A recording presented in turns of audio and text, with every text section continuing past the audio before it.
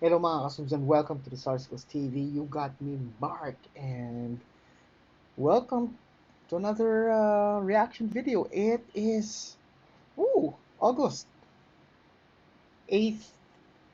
What is so? It's the 8th month. So that is, what does that make? Q3, last month of Q3. I don't know. So it's technically it's Q2. So this one came, saw this in my feed. Um, France Rhythm. And why are we not subscribed? There you go. Let us subscribe. Um, One of my favorite bands, alongside um, the Youth, the Teeth, and then there's Eraserheads and Bonehead, ano pa ba? Erectus, Dicta License. So this is one of my favorite songs as well because it's very nationalistic. It gives me that feel of love. Reminds me, to love your country and stuff. The song I'm referring to is Yanos Naroon. Uh, so I've already mentioned, to be performed by Father and Kids Band France Rhythm. Before we give it a go, isang mabilis na thank you to all our viewers, subscribers, members, and sponsors. Maraming salamat. And without any further delays, let's give this song a go in 3, 2, 1.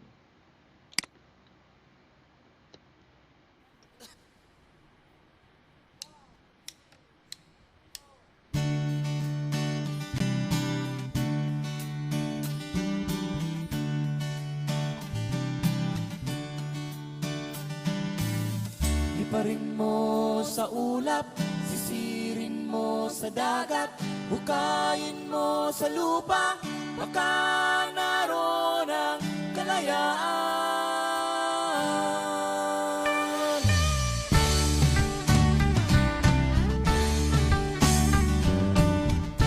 Tayo ba'y mga tau-tauhan sa isang dulang pang kalawakan, mga anino ng nakaraan, alipin ng kinabukasan. Iparin mo sa ulap, sisirin mo sa dagat, hukayin mo sa lupa, baka naroon ang kalayaan.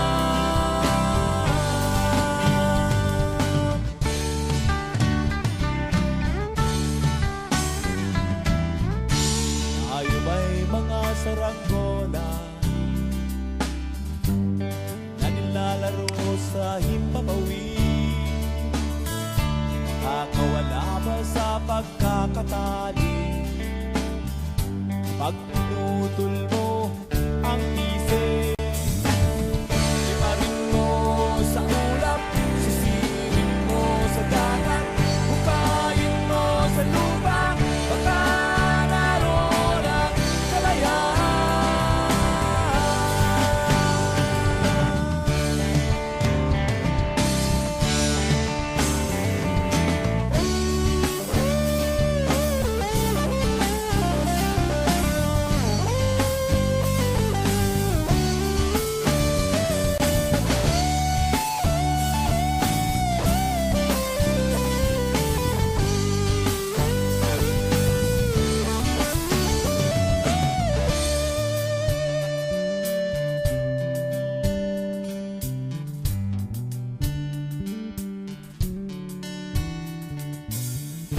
Tayo ba'y mga sunod-sunuran sa takda ng ating kapalaran? Kaya ba nating paglabanan mga sumpa ng kasaysayan? Iparin mo sa ulap, sisirin mo sa dagat, hukayin mo sa lupa,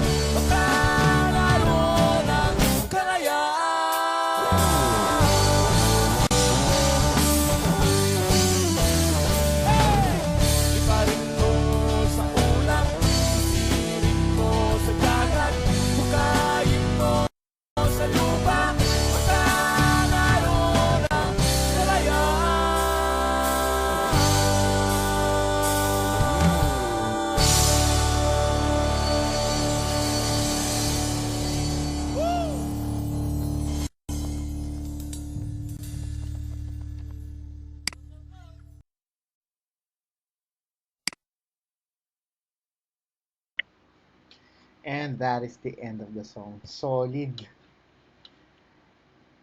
The song, the chorus is very catchy, no? And it's easy to memorize.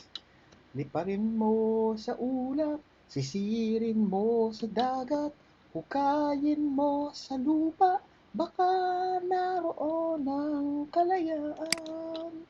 So just to translate for those who do not speak Filipino, uh, sisirin mo sa dagat. Sisirin is to dive or to, yeah.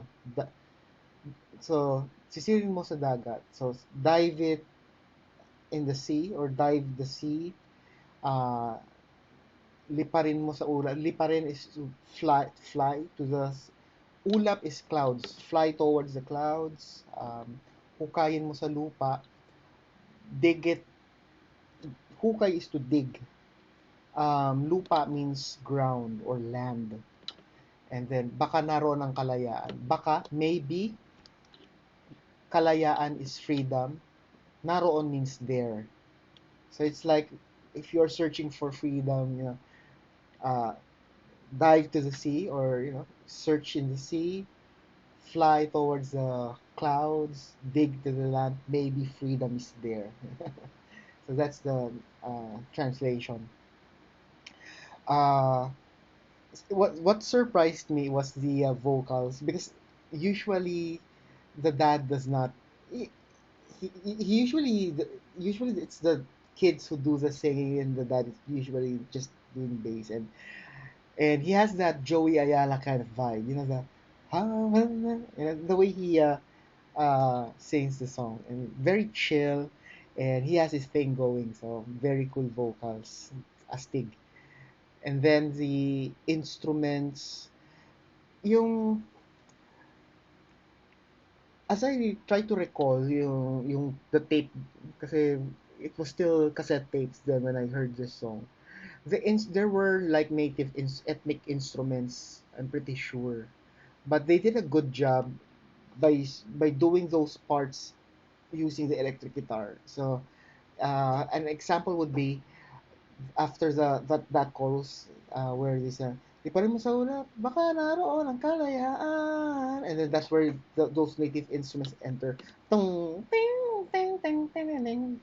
That's what she did in the guitar using like some sort of clean tone. But anyway, it's still good. Yeah.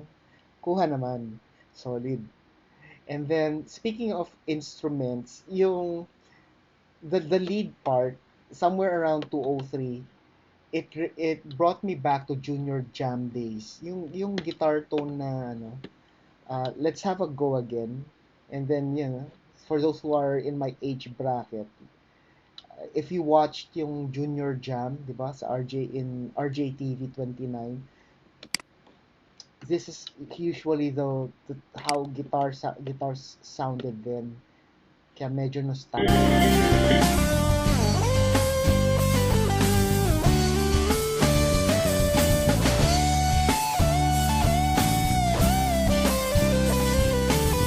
I don't know, there's some sort of parang compressor limiter. And I'm not sure about that effect. Pero nga yung tone na yun, very old school. Kaya, yan. And then, yung from an arrangement perspective, as far as I know, yung original, kasi di ba fading eh. Kaya talagang if you're doing a cover, you're likely to make some changes kasi you'd like to do a full stop. Kaya I like the way they did yung parang yung arrangement or yung bagsakan around 310.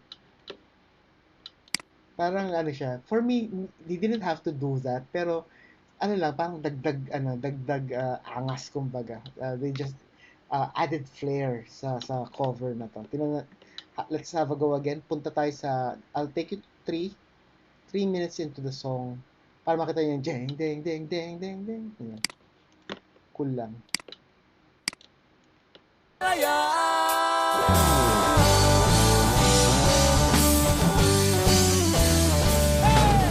Liparin mo sa ulap, sisirin mo sa dagat. Yeah, so it really just it's a additional wow factor. Even kung wala siya, okay pa rin, diba? Pero if they added that parang talagang it slaps, kumbaga. So there you have it. That's my reaction. Let me know what you think. Leave it in the comments. Tapos, please support our channel din, Sarsicles TV, by doing as many as you can on these stuff na nakalista sa screen. I would greatly appreciate that. Don't forget to tell your family and friends as well. Stay safe, everyone, and I'll see you on the next video. Bye-bye.